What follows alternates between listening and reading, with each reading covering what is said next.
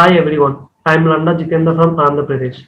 I have secured All India 14th rank in JEE Advanced Exam 2020 Open category and first rank in OBC category. I have also secured 100 percentile in JEE mains. Today, I am here to share my experience of JEE with you people through Delhi Knowledge Track. The foundation towards JEE was established in my school level in Dr. KKS Gautam School. They have taught us basics. I have studied intermediate from C Chaitanya, where I have also taken 2 years coaching for JEE exam. I have entered Sri Chaitanya through scholarship which they offer. Before discussing each and every subject in detail, I want to explain about JEE pattern. It varies. The question pattern of JEE varies every year. It consists of different sections like numericals, matrix matching, paragraph based, single answer type, and multiple answer type questions.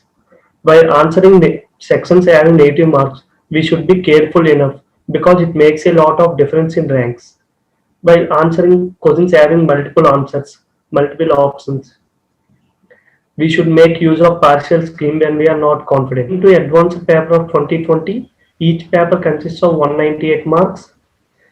It is paper 1 consists of single choice type questions, numerical type questions, and multiple answer questions.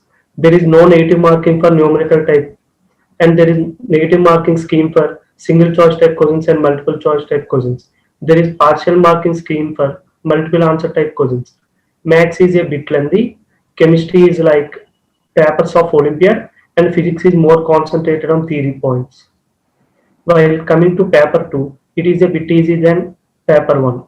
It consists of integer type, numerical type, and multiple answer type questions. There is no negative marking for numerical type questions, while there is negative marking for integer type and multiple answer type questions. We have to make use of partial marking scheme here. It is a bit easy than paper 1 and it can be time manageable, but paper 1 is a bit lengthy. JEE exam consists of 3 subjects, namely maths, physics, and chemistry. First, I will discuss about chemistry. It consists of physical, inorganic, and organic. Concentrating on application part of physical chemistry helped me achieving high scores, and it will be attained through practice. For practice, I have done Atkins, Balaji books, reference books. Most of the questions of chemistry covered in JEE exam are from NCERT books. For inorganic, we have to read each and every point of NCERT, which is very difficult to by heart all the, but it is very important to by heart each and every point of NCERT. I have also read J.D. Lee for inorganic chemistry. While coming to organic chemistry, the knowledge I have gained from Olympiad exams helped me a lot. I have also done the assignments given by my teachers, which helped me. We have to focus on reactions given in NCRT more, and we have to see everywhere catalysts, temperature like that. We have to all by heart. Topics which are very important for chemistry regarding JEE exam are from organic we have to read mostly biomolecules and polymers. We have to read each and every point in NCERT from biomolecules. They will ask each and every they will ask at least single question from biomolecules.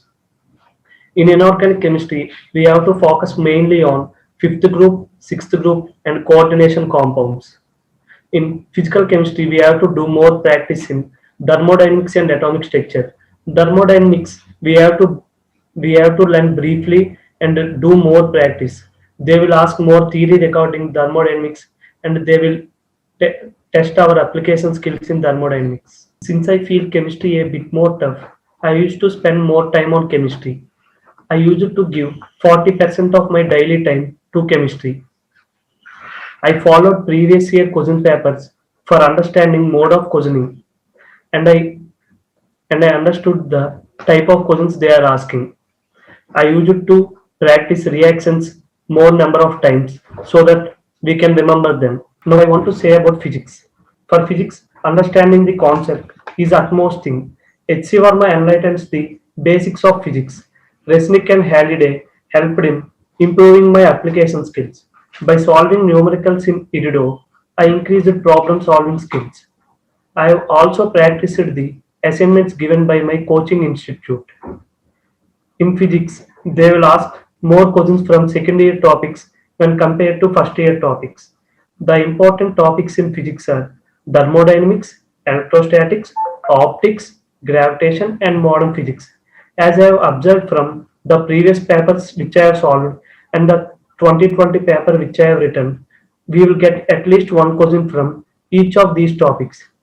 If we prepare if we give more importance to secondary topics, it will be more useful as we are getting more questions from secondary topics. Coming to maths, my strategy is with this.